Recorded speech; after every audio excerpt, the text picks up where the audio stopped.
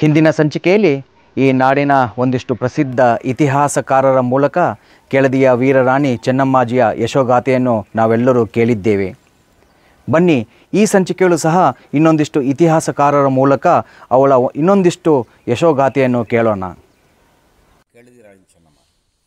ನಂತರ ಇಲ್ಲಿಂದ ಅವಳನ್ನು ಬಿದನೂರಿಗೆ ಕರೆಸ್ಕೊಂಡು ನಂತರ ಆತನನ್ನು ಬಿದನೂರಿಗೆ ವಿಷಯವನ್ನು ತಿಳಿಸಿ, ಔರಂಗಜೇಬನ ಸೈನ್ಯ ನನ್ನ ಬೆನ್ನಟ್ಟಿದೆ, ದಯಮಾಡಿ ನನಗೆ ರಕ್ಷಣೆ ಕೊಡು ಅಂತ ಕೇಳಿದಾಗ ಒಬ್ಬ ಮಹಿಳೆಯಾಗಿ ಔರಂಗಜೇಬ ಇಡೀ ಭಾರತದ ಚಕ್ರವರ್ತಿ, ಅದನ್ನು ಕೂಡ ಲೆಕ್ಕಿಸದೆ ಅನಾಥ ರಕ್ಷಕರಿಗೆ ರಕ್ಷಣೆ ಕೊಡಬೇಕಾದ್ದು ನನ್ನ ಧರ್ಮ ಅಂತ ತಿಳ್ಕೊಂಡಂಥ ವೀರ ವನಿತೆ ನಮ್ಮ ಕೆಳದಿ ರಾಣಿ ಚೆನ್ನಮ್ಮ.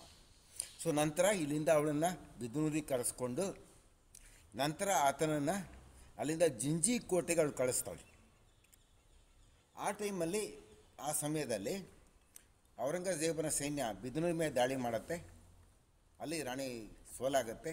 ಅಲ್ಲಿಂದ ಆಕೆ ತಪ್ಪಿಸ್ಕೊಂಡು ಕೌಲೇದುರ್ಗಕ್ಕೆ ಹೋಗ್ತಾಳೆ. ಕೌಲೇದುರ್ಗದಲ್ಲಿ ನಮ್ಮ ಕೆಳದಿ ಸೈನ್ಯ ಈ ಔರಂಗಜೇಬನ ಸೈನ್ಯವನ್ನು ಸೋಲ್ಸತ್ತೆ. ಇವತ್ತು ಕೂಡ ನೀವು ಕೌಲೇದುರ್ಗಕ್ಕೆ ಹೋದರೆ ನೂರಾರು ವೀರಗಲ್ಗಳನ್ನು ಅಲ್ಲಿ ಕಾಣ್ತೀವಿ. ನಂತರ ರಾಜಾರಾಮ ಅಲ್ಲಿಂದ ವಾಪಸ್ ಜಿಂಜಿಯಿಂದ ವಾಪಸ್ ಬಂದು ರಾಣಿ ತನಗೆ ಮಾಡಿದಂಥ ಸಹಾಯವನ್ನು ಜ್ಞಾಪಕಾರ್ಥ ಉಳಿಬೇಕು ಅನ್ನೋ ದೃಷ್ಟಿಯಿಂದ ಆತ ಏನು ಮಾಡ್ತಾನೆ ಅಂದರೆ ಬಿದನೂರಿನ ನೀಲಕಂಠೇಶ್ವರ ದೇವಾಲಯದ ಪಕ್ಕದಲ್ಲಿ ಒಂದು ಪಾರ್ವತಿ ದೇವಾಲಯ ನಿರ್ಮಾಣ ಮಾಡಿಕೊಡ್ತಾರೆ. ನೋಡಿ, ಹೀಗೆ ಅಂದರೆ ಇವತ್ತು ನಾವು ಕರ್ನಾಟಕದ ಇತಿಹಾಸ, ಭಾರತ ಇತಿಹಾಸ ಅಂದ್ಕೊಂಡಾಗ ಇಬ್ಬರು ಚೆನ್ನಮ್ಮಾಜಿನ ಕಾಣ್ತೀವಿ. ಒಂದು ಕಿತ್ತೂರು ರಾಣಿ ಚೆನ್ನಮ್ಮ, ಮತ್ತೊಂದು ಕೆಳದಿ ರಾಣಿ ಚೆನ್ನಮ್ಮ. ಕಿತ್ತೂರು ರಾಣಿ ಚೆನ್ನಮ್ಮ ಏನು ಮಾಡಿದ್ದು, ತನ್ನನ್ನು ತಾನು ರಕ್ಷಣೆ ಮಾಡಿಕೊಳ್ಳಿಕ್ಕೆ ತನ್ನ ದತ್ತುಪುತ್ರರಿಗೆ ಬ್ರಿಟಿಷರು ಮಾನ್ಯ ಮಾಡದಿದ್ದಂಥ ಸಂದರ್ಭದಲ್ಲಿ ಬ್ರಿಟಿಷರದ್ದು ಹೋರಾಡಿದ್ರು. ಆದರೆ ಸುಮಾರು 21 ವರ್ಷಗಳ ಕಾಲ ವಿಜಯನಗರ ಸಾಮ್ರಾಜ್ಯದ ನಂತರ ಹೆಚ್ಚು ಕಡಿಮೆ ಇವತ್ತಿನ ಮೀರ್ಜಾನ್ ಗೋವಾ ಅಲ್ಲಿಂದ ಹಿಡಿದು ಕಾಸರಗೋಡಿನವರೆಗೆ ಒಂದು ವಿಶಾಲವಂತ ಸಾಮ್ರಾಜ್ಯವನ್ನು 21 ವರ್ಷಗಳ ಕಾಲ ಆಳ್ವಿಕೆ ಮಾಡಿದಂಥ ರಾಣಿ ಯಾರಿದ್ದಾರೆ, ಅವಳು ಕೆಳದಿ ರಾಣಿ ಚೆನ್ನಮ್ಮ. ಮತ್ತು ಇನ್ನೊಂದು ವಿಷಯ ಅವಳ ಬಗ್ಗೆ ನಾನು ಹೇಳಬೇಕು ಅಂದರೆ, ಎಂತಹ ಒಬ್ಬಳು ಆಡಳಿತಗಾರ ನೋಡಿದ್ವಿ, ಸಾಮಾನ್ಯ ಕುಟುಂಬದಿಂದ ಬಂದಿದ್ದು ಅಂತ ನೋಡಿದ್ವಿ. ಆದರೆ ಅವಳು ಮಕ್ಕಳಿಲ್ಲದ ಕಾರಣ ಬಸಪ್ಪ ನಾಯಕ ಅವನು ದತ್ತು ತೊಗೊಳ್ತಾಳೆ. ದತ್ತು ತೊಗೊಂಡ್ಮೇಲೆ ಅವನಿಗೆ ಯಾವ ರೀತಿಯ ಒಂದು ಚಿಂತನೆಯನ್ನು ಹೇಳ್ತಾಳೆ. ಅವಳಿಗೆ ಹೇಗಿರಬೇಕು ಒಬ್ಬ ರಾಜ, ಕೆರೆ ಕಟ್ಟೆ ಕಟ್ಟಿಸ್ಬೇಕು, ಹೆಣ್ಣುಮಕ್ಕಳ ರಕ್ಷಣೆ ಮಾಡಬೇಕು, ಈ ರೀತಿ ಅನೇಕ ಉತ್ತಮವಾದಂಥ ಒಂದು ಉದಾಹರಣೆಗಳ ಮೂಲಕ ತನ್ನ ಮಗನಿಗೆ ಬೋಧನೆ ಮಾಡೋ ಮೂಲಕ ಒಬ್ಬ ಆದರ್ಶ ತಾಯಿಯಾಗಿ ಕೂಡ ಕೆಳದಿ ರಾಣಿ ಚೆನ್ನಮ್ಮ ನಮಗೆ ಕಂಡು ಬರ್ತಾಳೆ. ಹೀಗಾಗಿ ಕೆಳದಿ ರಾಣಿ ಚೆನ್ನಮ್ಮ ನಮ್ಮ ಕಿತ್ತೂರು ರಾಣಿ ಚೆನ್ನಮ್ಮನಿಗಿಂತ ಕೆಳದಿ ರಾಣಿ ಚೆನ್ನಮ್ಮ ನಮಗೆ ಅತ್ಯಂತ ಮಹತ್ವಪೂರ್ಣ ಕಳ್ತಾಳೆ ಅನ್ನೋದು ನಮ್ಮ ಅಭಿಪ್ರಾಯ. ಧನ್ಯವಾದ. ನಮಸ್ಕಾರ. ನಾನು ಡಾಕ್ಟರ್ ಬಾಲಕೃಷ್ಣ ಹೆಗಡೆ, ಶಿವಮೊಗ್ಗ ಕಮಲಾ ನೆಹರು ಸ್ಮಾರಕ ರಾಷ್ಟ್ರೀಯ ಮಹಿಳಾ ಕಾಲೇಜಿನಲ್ಲಿ ಇತಿಹಾಸ ಪ್ರಾಧ್ಯಾಪಕನಾಗಿ ಸೇವೆ ಸಲ್ಲಿಸ್ತಾ ಇದ್ದೇನೆ. ಅದೇ ರೀತಿಯಾಗಿ ಭಾರತೀಯ ಇತಿಹಾಸ ಸಂಕಲನ ಸಮಿತಿಯ ಕರ್ನಾಟಕ ಪ್ರಾಂತದ ದಕ್ಷಿಣ ಪ್ರಾಂತದ ಸಂಯೋಜಕನಾಗಿಯೂ ಕೂಡ ನಾನು ಕೆಲಸವನ್ನು ನಿರ್ವಹಿಸ್ತಾ ಇದ್ದೇನೆ. ಆ ಜವಾಬ್ದಾರಿಯನ್ನು ಕೂಡ ನನಗೆ ವಹಿಸಲಾಗಿದೆ. ಈ ಸಂದರ್ಭದಲ್ಲಿ ನಾವು ಮಾತಾಡ್ತಕ್ಕಂಥ ಒಂದು ವಿಶೇಷ ಸಂದರ್ಭ ಏನು ಅಂತಂದರೆ, ನಮ್ಮ ಭಾರತದ ಇತಿಹಾಸದಲ್ಲಿ, ಅದರಲ್ಲಿಯೂ ಕೂಡ ಕರ್ನಾಟಕದ ಇತಿಹಾಸದಲ್ಲಿ ಮಹಿಳೆಯರಿಗೆ ಸಂಬಂಧಪಟ್ಟಂತೆ, ಮಹಿಳೆಯರ ವೀರತನಕ್ಕೆ, ಮಹಿಳೆಯರ ಧೈರ್ಯ, ಸಾಹಸ, ಶೌರ್ಯದ ಬಗ್ಗೆ ನಾವು ಮಾತನಾಡಲಿಕ್ಕೆ ಹೋದರೆ ಅನೇಕ ಮಹಿಳೆಯರನ್ನು ನಾವು ಕಾಣ್ತೀವಿ ಈ ಕರ್ನಾಟಕದ ಇತಿಹಾಸದಲ್ಲಿ. ಅದರಲ್ಲಿ ಕೆಳದಿ ಅರಸಮನೆತನಕ್ಕೆ ಸೇರಿದಂತಹ ಚೆನ್ನಮ್ಮಾಜಿ ಒಬ್ಬಳು. ಈ ರಾಣಿ ಚೆನ್ನಮ್ಮಾಜಿ ಎಷ್ಟರ ಮಟ್ಟಿಗೆ ಅವಳು ಸಾಹಸಿ ಆಗಿದ್ಲು ಅಂತಂದರೆ, ಈ ಹಿಂದೆ ದೆಹಲಿಯ ಆಳ್ವಿಕೆಯನ್ನು ಮಾಡ್ತಾ ಇದ್ದ ಔರಂಗಜೇಬ್, ಮೊಘಲ್ ದೊರೆ ಔರಂಗಜೇಬ್, ಆತ ಈ ಕೆಳದಿ ರಾಜ್ಯದ ಮೇಲೆ ದಂಡೆತ್ತಿ ಬಂದಾಗ ಆತನ ವಿರುದ್ಧವೇ ಇವಳು ವೀರಾವೇಶದಿಂದ ಹೋರಾಡಿ ಸೋಲಲಿಲ್ಲ. ಆದರೆ ಒಡಂಬಡಿಕೆಯನ್ನು ಮಾಡಿಕೊಳ್ಳುವುದರ ಮೂಲಕ ಆ ಒಂದು ರಾಜನೀತಿ ತತ್ವವನ್ನು ಅನುಸರಿಸಿ ತನ್ನ ರಾಜನೀತಿಯನ್ನು ಮೆರೆದಂಥ ಓರ್ವ ಮಹಿಳೆ, ಅತ್ಯಂತ ದಿಟ್ಟ ಮಹಿಳೆ. ಆಮೇಲೆ ಶಿವಾಜಿ ಛತ್ರಪತಿ ಮಹಾರಾಜ್ ಛತ್ರಪತಿ ಶಿವಾಜಿ ಕೂಡ ಔರಂಗಜೇಬನ ವಿರುದ್ಧ ಹೋರಾಡ್ತಾನೆ. ಅವನ ಮರಣಾನಂತರ ಆತನ ಮಗನಾದಂಥ ರಾಜಾರಾಮನಿಗೆ ಇವಳು ರಾಜಾಶ್ರಯವನ್ನು ನೀಡ್ತಾಳೆ ಚೆನ್ನಮ್ಮಾಜಿ. ಆ ಮೂಲಕವಾಗಿ ರಾಜಮಾತೆ ಅನ್ನುವ ಪಟ್ಟವನ್ನು ಕೂಡ ಇವರು ಧರಿಸ್ತಾಳೆ. ಅದು ಅಲ್ಲದೆ ಈ ಐರೋಪ್ಯ ರಾಷ್ಟ್ರಗಳಲ್ಲಿ ವಿಶೇಷವಾಗಿ ಪೋರ್ಚುಗೀಸರಿರ್ಬೋದು, ಡಚ್ಚರಿರ್ಬೋದು, ಇಂಗ್ಲೀಷರಿರ್ಬೋದು, ಅವರ ವಿರುದ್ಧವೂ ಕೂಡ ಈಕೆ ಹೋರಾಟವನ್ನು ಮಾಡ್ತಾಳೆ. ಒಂದು ಹಂತದಲ್ಲಿ ಪೋರ್ಚುಗೀಸರೊಡನೆ ಕಾಳುಮೆಣಸು, ಭತ್ತ ಇತ್ಯಾದಿ ವ್ಯಾಪಾರಗಳ ಬಗ್ಗೆ ಒಡಂಬಡಿಕೆಯನ್ನು ಕೂಡ ಮಾಡಿಕೊಂಡು ಅಂತಾರಾಷ್ಟ್ರೀಯ ವ್ಯಾಪಾರವನ್ನು ಕೂಡ ಮುಂದುವರಿಸಿದಂಥ ಒಬ್ಬ ರಾಜತಾಂತ್ರಿಕ ಅದನ್ನು ಮೆರೆದಂಥ ಒಬ್ಬ ಮಹಿಳೆ, ಅತ್ಯಂತ ವೀರ ಮಹಿಳೆ ಅಂಥೇಳಿ ನಾವು ಹೇಳ್ಬೋದು. ಅದೇ ರೀತಿಯಾಗಿ ನಾವು ಇನ್ನೂ ಅನೇಕ ಒಂದು ಧರ್ಮದ ಬಗ್ಗೆ ಸಂಬಂಧಪಟ್ಟಂತೆ ನಾವು ನೋಡಿದರೆ ಧರ್ಮ ಸಹಿಷ್ಣುತೆಯನ್ನು ಹೊಂದಿರತಕ್ಕಂಥ ಮಹಿಳೆ ಆಗಿದ್ಲು ಈ ಚೆನ್ನಮ್ಮ. ಸ್ನೇಹಿತರೆ, ಕ್ರಿಸ್ತಶಕ 1694ರಿಂದ 1714ರವರೆಗೆ ಕೆಳದಿನ ರಾಜಧಾನಿಯನ್ನಾಗಿ ಮಾಡಿಕೊಂಡು ಆಳ್ವಿಕೆಯನ್ನು ಮಾಡಿದಂಥ ರಾಣಿ ಚೆನ್ನಮ್ಮ, ಕೆಳದಿಯ ರಾಣಿ ಚೆನ್ನಮ್ಮ ಭಾರತೀಯ ಚರಿತ್ರೆಯಲ್ಲಿಯೇ ಒಬ್ಬಳು ಅಸಾಮಾನ್ಯ ಒಬ್ಬ ಸ್ತ್ರೀ ಅಂತೇಳಿದರೆ ತಪ್ಪಾಗಲಾರದು. ಕೆಳದಿ 1ನೇ ಸೋಮಶೇಖರ ನಾಯಕನ ಹೆಂಡತಿಯಾಗಿದ್ದಂಥ ಇವಳು 1ನೇ ಸೋಮಶೇಖರನ ಮರಣಾನಂತರ ಏಕೆ ಬಸವರಾಜ ಎನ್ನುವಂಥವನನ್ನು ಪಟ್ಟಾಭಿಷೇಕವನ್ನಾಗಿ ಮಾಡಿ ಆನಂತರ ಅವನ ಪಾಲಕನಾಗಿ ಇವಳು ಆಳ್ವಿಕೆಯನ್ನು ಮಾಡ್ತಾಳೆ.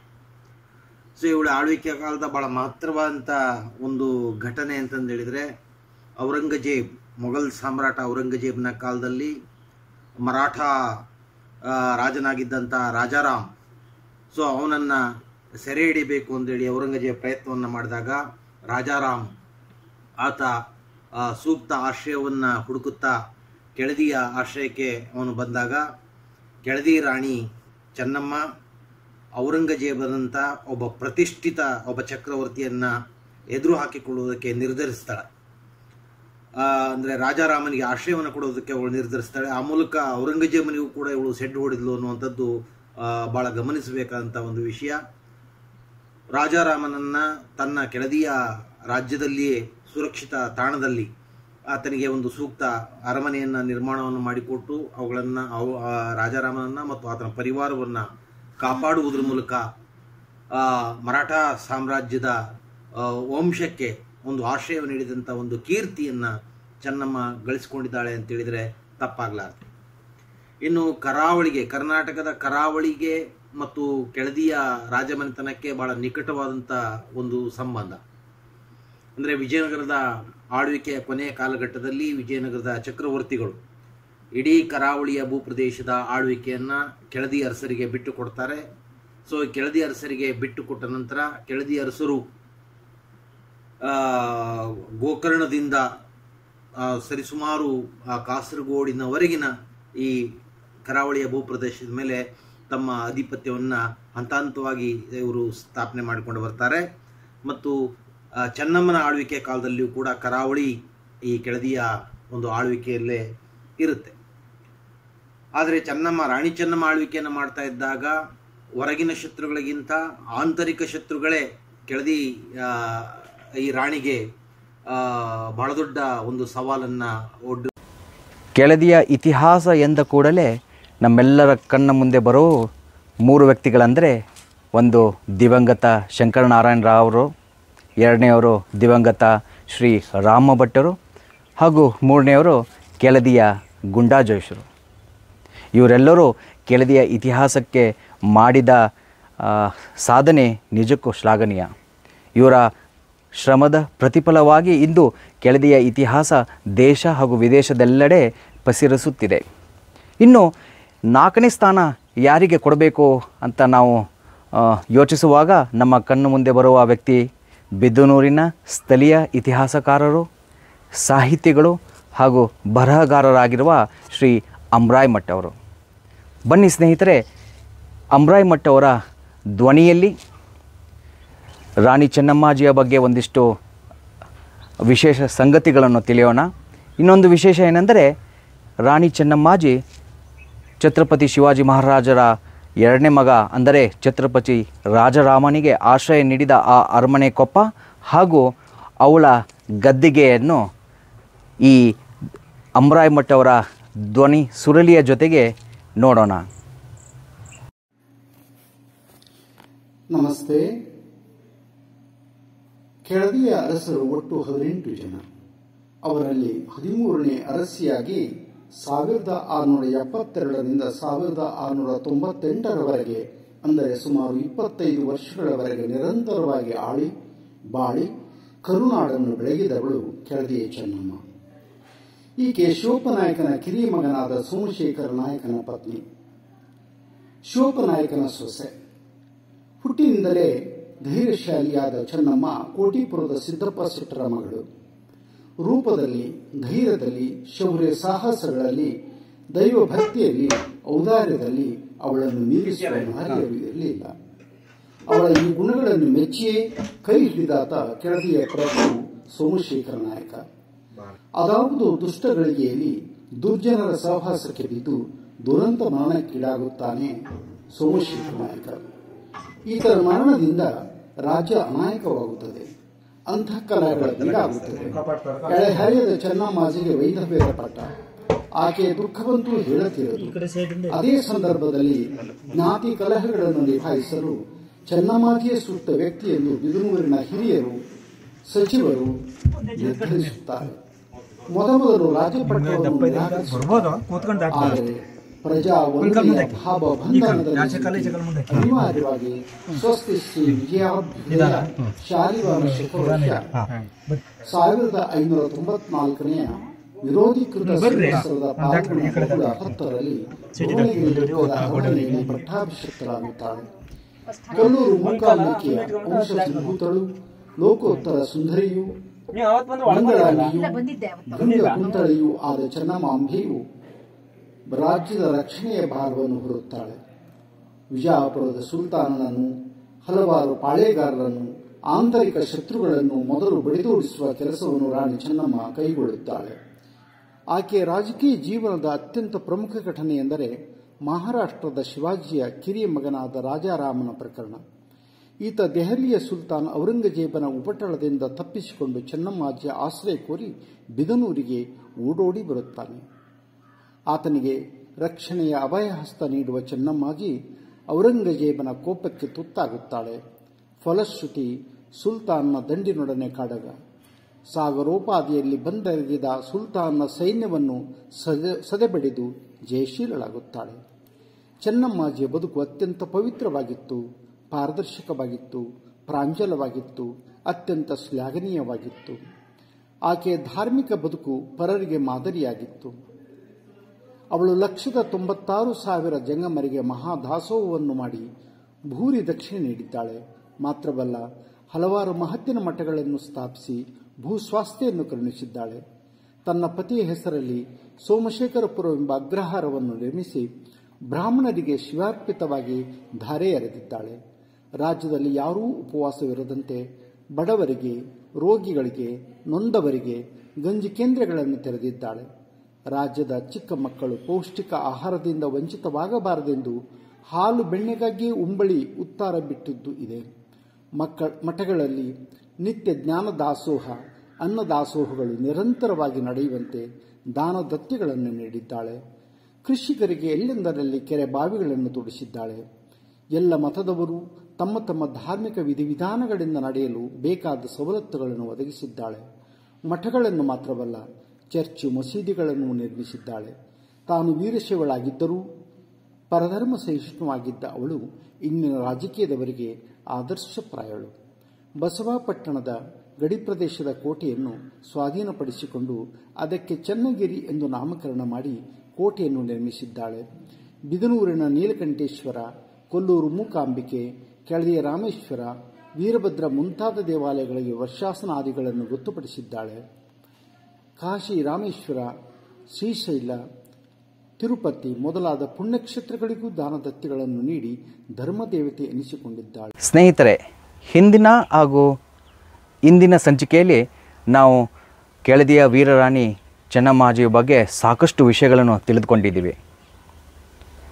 ಅವಳು ಈ ನಾಡಿಗಾಗಿ ಸಾಕಷ್ಟು ಕೊಡುಗೆಯನ್ನು ನೀಡಿದ್ದಾಳೆ.